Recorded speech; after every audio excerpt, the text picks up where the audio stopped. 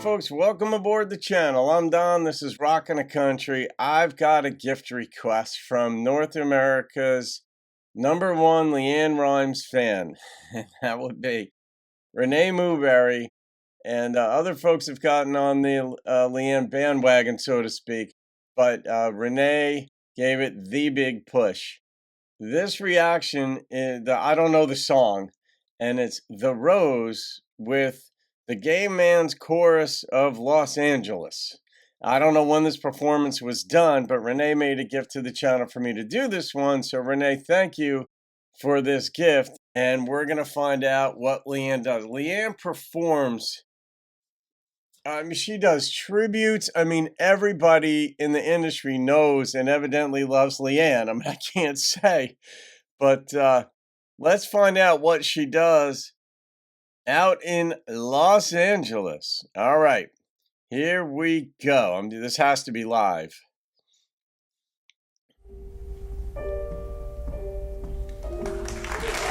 15 years ago, Jesus. Thank you very much. This has truly been a wonderful night. Happy holidays to you all. It's been an honor for me to sing with all of these wonderful men, and it's been an incredible year, but also a very, very tragic year for a lot of young gay men and women who have been taking their own lives because they can't be themselves. And if I make it through this without crying, we love you. Thank you.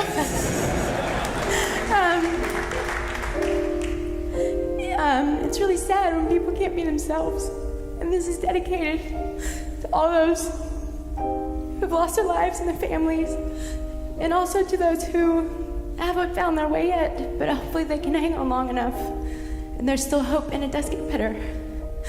So now I'm going to try to sing. That's tough. God. She wears her heart on her sleeve and everything.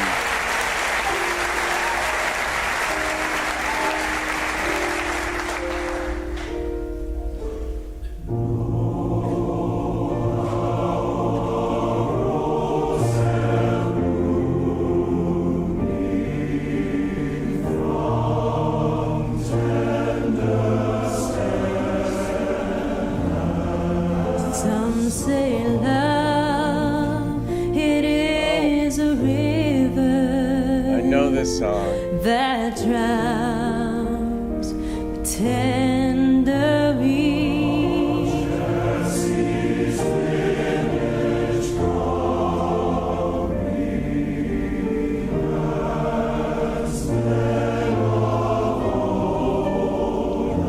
Some say love, it is a razor that leaves your soul to bleed. You can do that.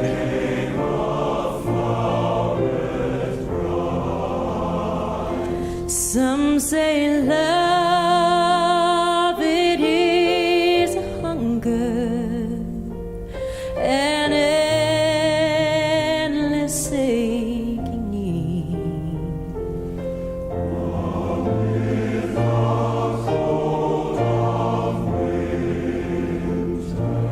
I say love, it is a flower,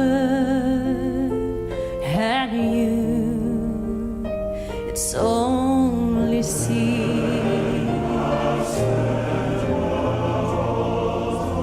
It's the heart afraid of breaking that never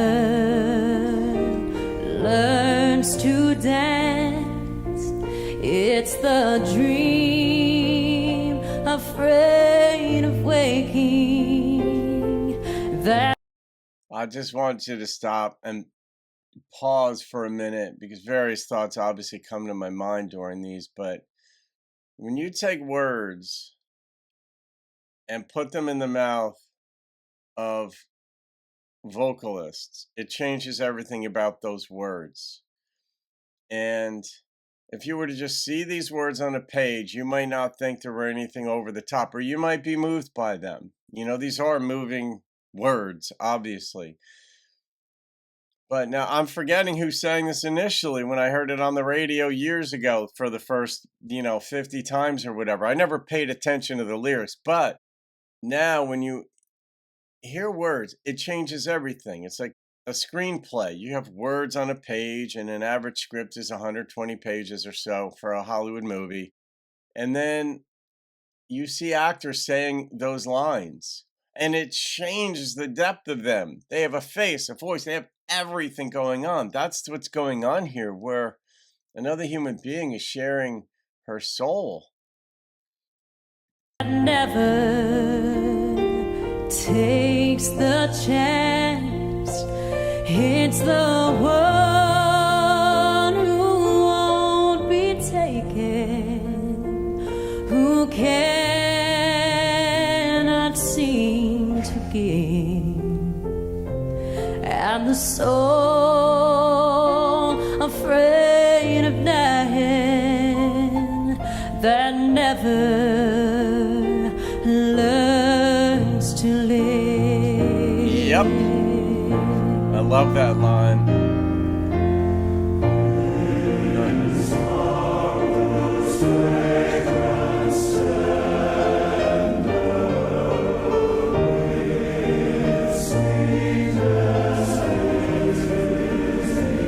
When the night has been too lonely and the road has been too long,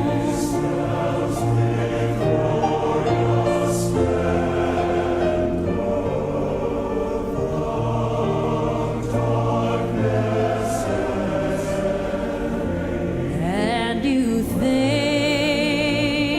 that love is only for the lucky and the strong.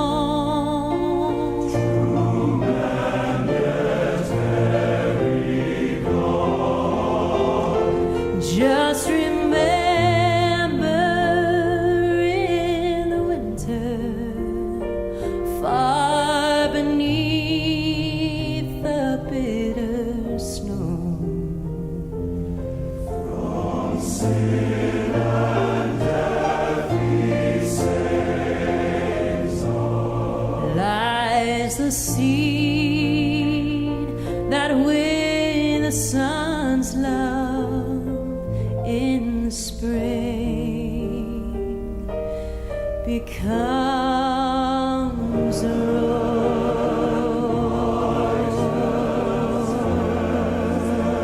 Yeah.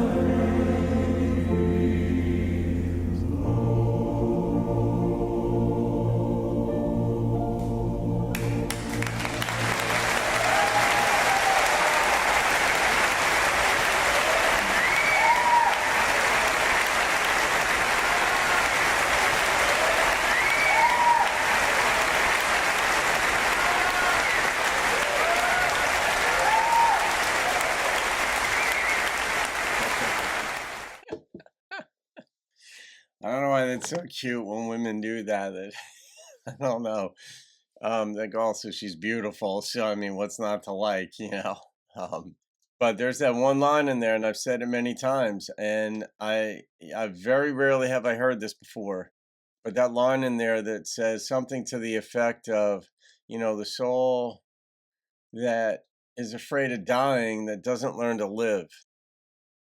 And as a life coach, as a situation coach, everything ties into your current state, your current mental state, emotional state, all of that is tied and affected by your view of death. And if you don't make peace with that on a certain level, it's impossible to get totally comfortable with it because it's such an odd idea of like being dead. Theological considerations notwithstanding, even if there's an afterlife, right? The sad part or the difficult part of the package as far as humans go is that our survival instincts say keep living, but we have to die to find out if that's right, so to speak.